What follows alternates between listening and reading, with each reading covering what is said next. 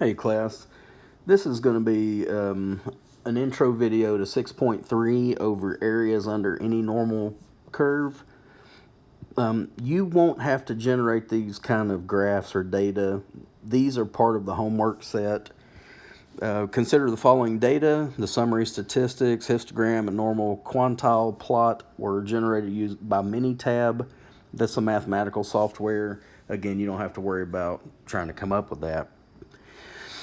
A histogram was made using the following data set, and it appears there's, 5 rows and 10 columns, so there's 50 data points. If you look in the summary data, it does say n equals 50. The 5-number summary has been given: minimum, first quartile, median, third quartile, and maximum. We even have standard deviation given, and it's that upper right number. Part A, does the histogram indicate normality for the data distribution? If you were to smooth out the tops of these bars, they're not perfectly bell curved, but they're pretty close. So that we're going to have yes, we observe a bell-shaped symmetric distribution. Part B, does the normal quantile plot, this is also can be called a normal probability plot. Basically what it does, it takes all 50 of your data points, converts them to z-scores just based on the data set, and then they are graphed as z-score comma raw score.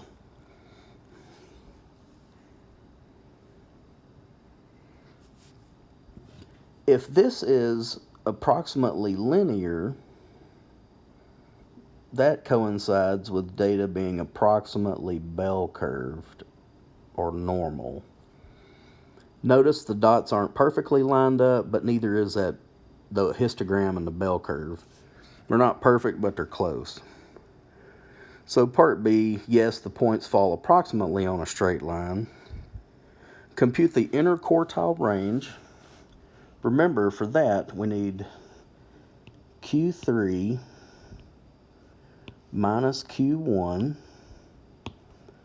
which is 31 minus 29,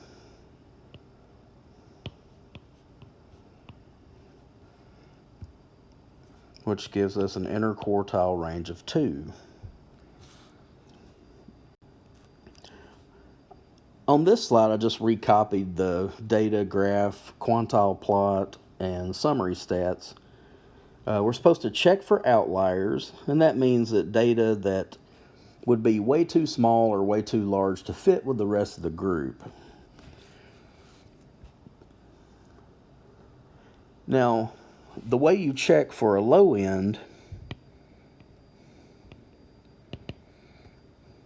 is you take the first quartile and you subtract 1.5 of the interquartile range.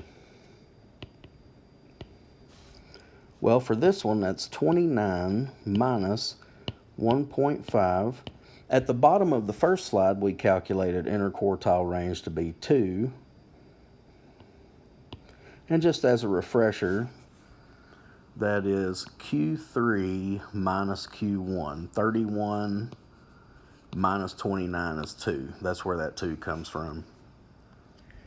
Okay, so that gives us 29 minus 3, which is 26. Now the upper end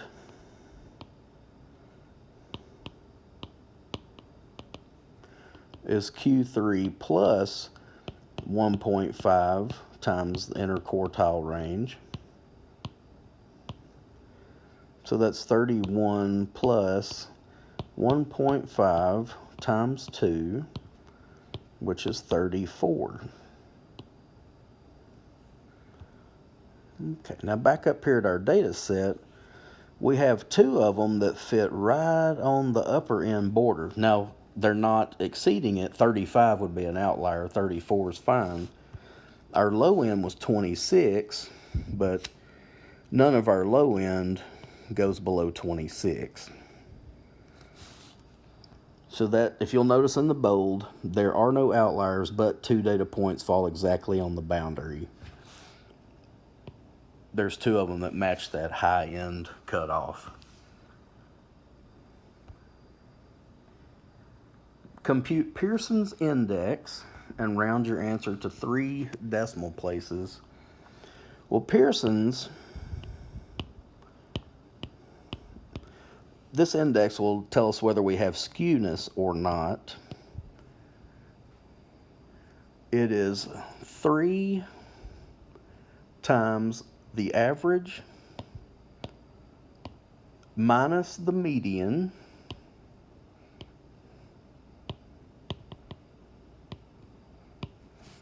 all divided by standard deviation. So this one is 3 times. Our mean is 30.160.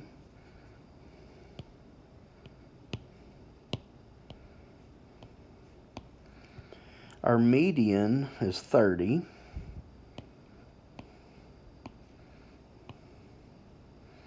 And our standard deviation, 1.811.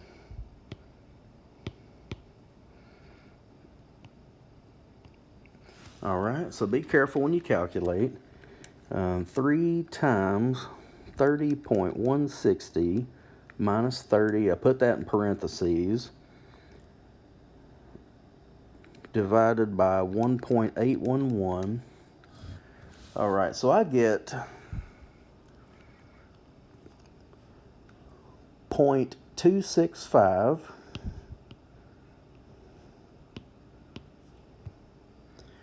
Does the index value indicate skewness? No. Our Pearson index is a number that falls inside positive and negative 1. And we may even take off the or equal to and just note that the index is a number between negative and positive 1. So we don't have any skewness that's indicated